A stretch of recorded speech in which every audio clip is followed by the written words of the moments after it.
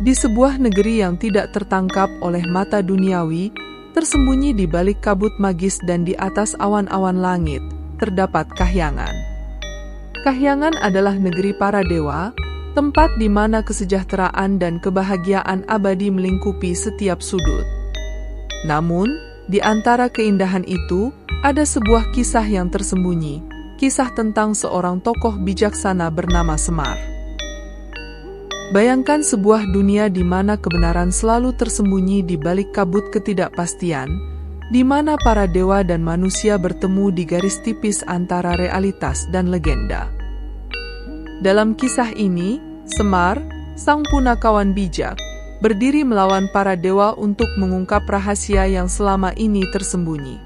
Ini adalah cerita tentang keberanian, kebijaksanaan, dan pencarian kebenaran yang tak pernah usai.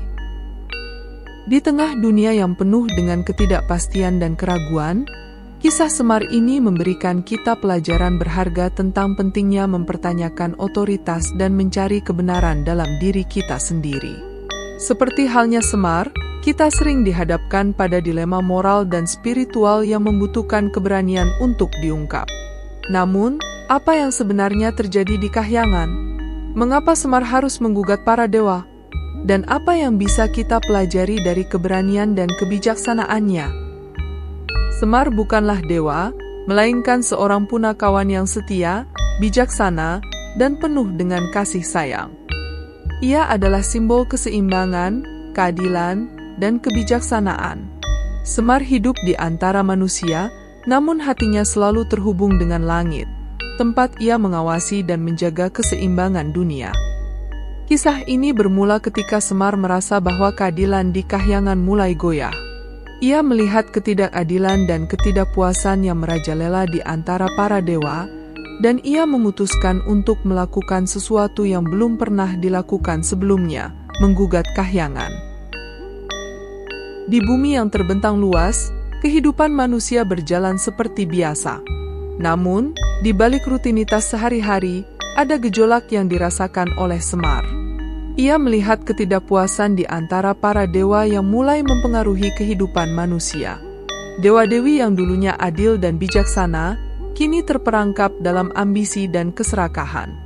Mereka mulai saling bersaing dan melupakan tugas mereka untuk menjaga keseimbangan dunia. Semar, dengan kebijaksanaannya, merasakan bahwa ada sesuatu yang salah. Ia sering berdiam diri di sudut-sudut sunyi, merenung dan mencoba mencari jawaban. Suatu malam, ketika bintang-bintang bersinar terang di langit, Semar bermeditasi di bawah pohon beringin tua. Dalam meditasinya, ia mendengar bisikan dari alam semesta, memberitahu bahwa Kahyangan telah kehilangan arah. Para dewa tidak lagi memahami makna sejati dari keadilan dan kasih sayang. Dengan hati yang berat namun tekad yang kuat, Semar memutuskan untuk pergi ke Kahyangan. Ia tahu bahwa ini bukanlah perjalanan yang mudah, tetapi demi keseimbangan dunia dan kesejahteraan manusia, ia siap menghadapi segala tantangan. Perjalanan Semar ke Kahyangan adalah perjalanan yang penuh dengan rintangan dan ujian. Ia harus melewati lembah-lembah yang dalam, mendaki gunung-gunung yang tinggi, dan menyeberangi sungai-sungai yang deras.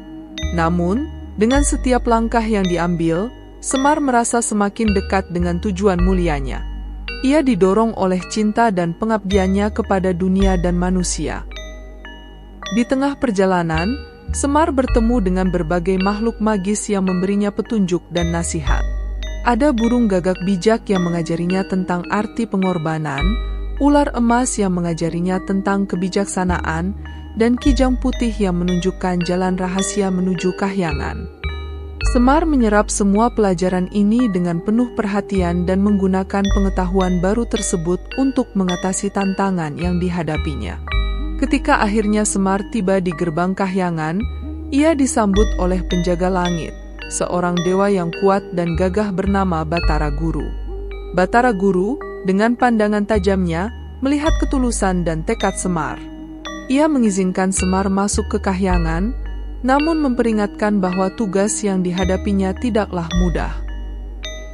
Di dalam Kahyangan, Semar melihat kemegahan yang luar biasa. Istana-istana megah yang terbuat dari emas dan permata, taman-taman indah yang penuh dengan bunga-bunga eksotis, dan sungai-sungai yang mengalir dengan air yang jernih dan suci.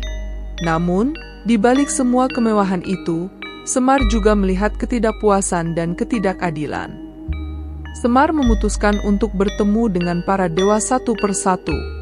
Ia berharap bisa mengingatkan mereka tentang tugas dan tanggung jawab mereka. Pertemuan pertama adalah dengan Dewi Sri, Dewi Kesuburan dan Kemakmuran.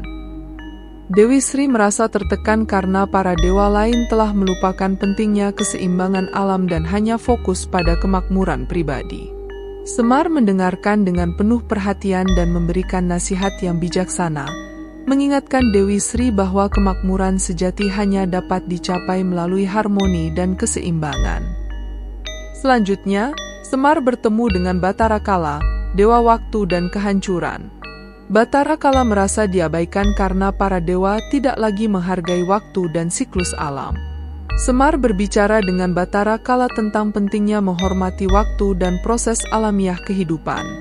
Ia menekankan bahwa setiap akhir adalah awal dari sesuatu yang baru, dan kehancuran adalah bagian penting dari siklus kehidupan.